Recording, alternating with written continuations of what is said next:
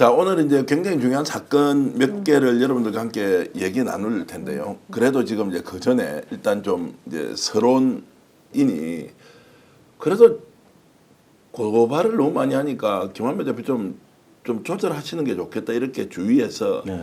혹시 조언이나 이렇게 좀 약간 비난 같은 거 하는 사람은 없습니까?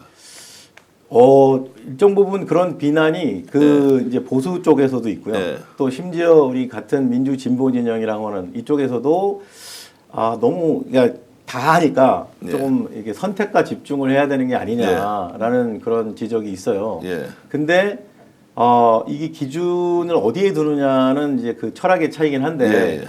그 저는 기준을 어디다 두냐면 아까 말씀드린 대로 법 앞에 평등이지 않습니까? 예. 저는 그동안 지난 5년 동안 윤석열과 검찰, 이 윤석열 검찰이 보여주는 행태가 혐의들을 다 잘게 짜게 가지고 상대방에 대해서는 조국이나 이재명에 대해서 그 외에 사람들에 대해서도 다 그런 식으로 아주 잘게 짜게 가지고 그거를 싹 다 그렇게 먼지털이식으로 아주 그 저인망식으로 수사를 했기 때문에 저는 눈에는 눈, 이에는 이다 해서 예.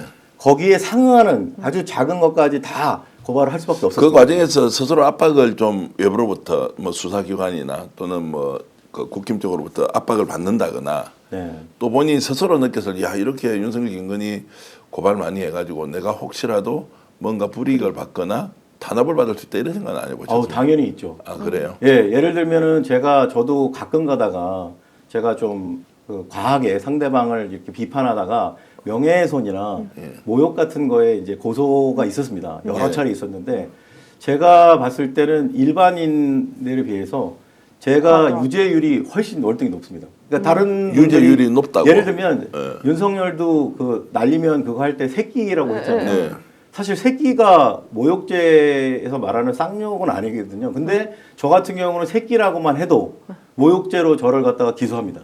예. 그러니까 하나만 걸려라. 예. 너 어떤 거 하나만 걸리면 너는 죽는다. 뭐 약간 그런 식으로 검찰과 법원이 저에게는 아주 혹독한 잣대를 들이대는 게 조금. 김한배 대표 말씀하시는 거 보니까 야 불편하겠다. 김한배 대표는 그냥 걸리면 네, 맞습니다. 불법을 저지르면 다 고발을 해버리니까. 그러니까 불법이 아닌데 불법화를 시키는 거죠. 그런 예, 것도 예. 있고 평범한 지금 행위조차도. 이제 내란 사태 때 나온 게 이 노상원의 수첩 있지 않습니까? 예, 예.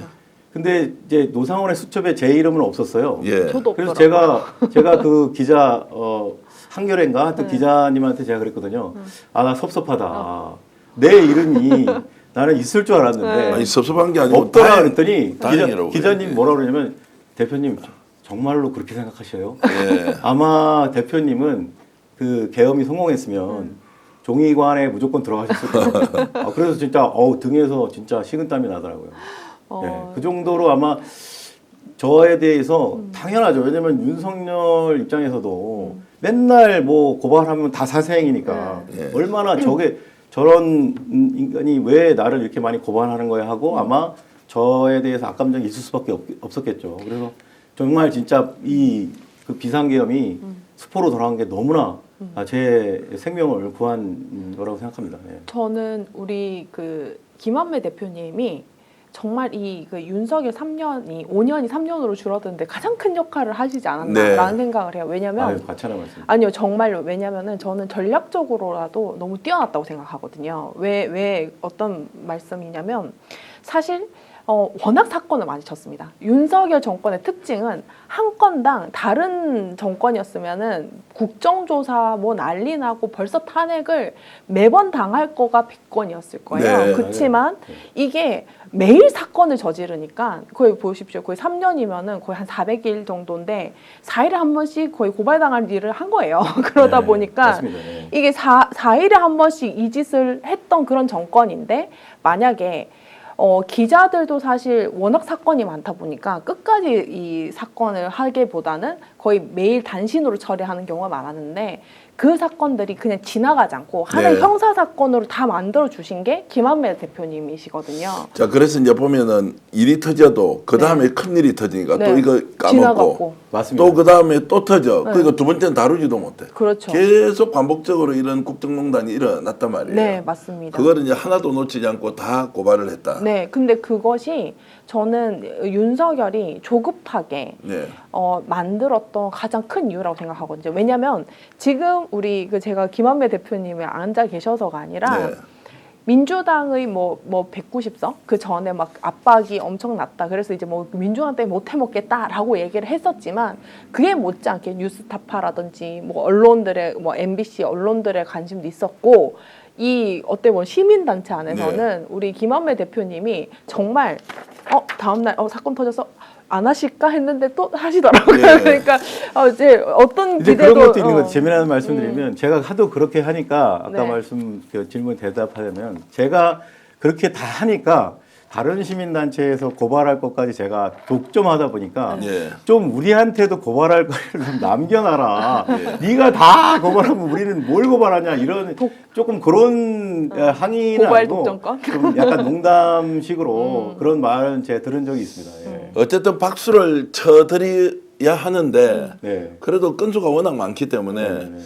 야 부담스럽다 이렇게 이제 생각하는 분도 있겠습니다. 그것도 뭐 이해는 하시죠. 근데 제가 오기 전에 이거 제가 여기 예. 이제 방송 오기 전에 제가 고발했던 그 윤석열이 피고발인으로 들어가 있는 사건 112개를 쫙 봤어요. 예. 그 중에서 가장 약한 느낌이 드는 사건이 뭔지 아십니까? 어떤 건가요? 그 중에서 제일 이거는 내가 고발할 때도 좀 고민을 했는데 예. 뭐냐면 MBC를 네. 대통령 전용기에 못하게 한 거. 예. 이걸 직권남용을 고발한 게 그게 제일 약한 거예요. 예.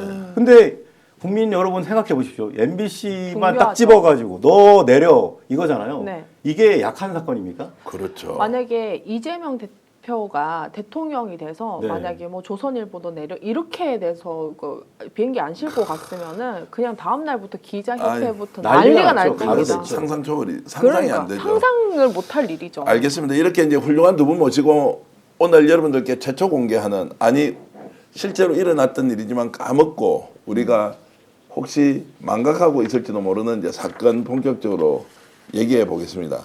김건희가 상습 사기 혐의로 네. 자 지금 조사를 받아야 될 처지다. 깜짝 놀랐습니다. 네. 어떤 내용입니까? 이게 이제 여러분 잘 기억하시겠지만 대선 기간에 대국민 사과를 했습니다. 김건희가. 네. 그 유명한 대국민 사과의 원인이 뭐냐면 자신의 이 경력을 돋보이기 위해서 자신은 뭐 꿈이었다고 하지만 사실은 허위 사문서 위조죠. 일종의 이제 이력서에 적어서는 안 되는 한마디로 뭐 미술 교사가 아닌데 강사라고 하고 이런 네. 것들을 이제 네. 제출을 해서 저희가 2022년에 이제 2021년 11월쯤에 11월 12월에 고발을 했어요. 근데 그거를 경찰이 이제 수사를 5개월 하다가 이제 무혐의 처분을 했습니다. 자 어떤 내용입니까? 그게 이제 상습 사기의 이제 혐의를 받는. 김건희가 결혼 전에 3곳, 예. 결혼 후에 2곳, 5개의 대학에 매번 자신의 그 경력이나 학경력 관련돼서 진실이 아닌 사실이 아닌 허위의 경력을 제출을 했습니다. 예. 그래서 그거에 대해서 이제 채용을 하고 급여를 받아갔습니다. 그래서 이제 그 부분 때문에 저희가 상습 사기로 고발을 한 자 것이죠. 구체적으로 그래 그 내용이 어떤 겁니까? 이제 김건희가 최초로 채용된 한림성심대학교 네. 여기에 제출한 이력서에는 서울대도 초등학교 실기 강사로 근무했다고 돼 있는데 네.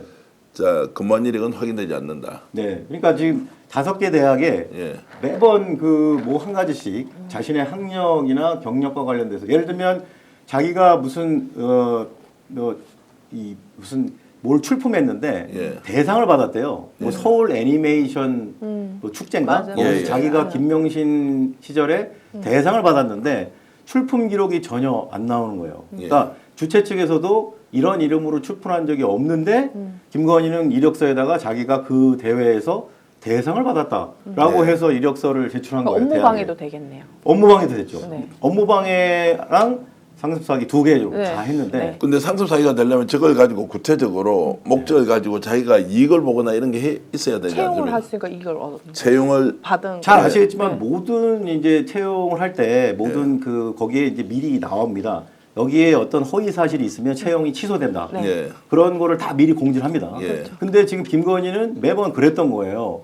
그렇다면 채용이 취소됐었다면 급여를 받을 수가 없겠죠. 예. 결국은 김건희는 금전 허위 이익을. 경력을 통해서 자신이 받을 자격이 없는 급여 상당의 재산적 이익을 누렸기 때문에 사람을 기망해서 금전을 교부받은 사기죄에 해당한다. 그리고 그것도 결혼 전 3번, 결혼 후 2번, 총 5번, 마지막이 이제 국민대인데 네. 그래서 총 5번에 걸쳐서 상습적으로 사기 행위를 했다 해서 저희가 상습 사기로 고발한 거죠. 자, 저거는 이제 고발했지만 정권 초기에 이제 그냥 묻어뒀거나 뭐 별다른 조치를 하지 않았을 거 아닙니까? 그 맞습니다. 검찰에 고발을 했고 또 이게 경찰로 이첩이 됐죠. 맞습니다. 자, 그렇게 됐는데 경찰이 최근에 이제 수사를 예. 제대로 안 했습니다. 그 당시에 이제 영부인이니까 예.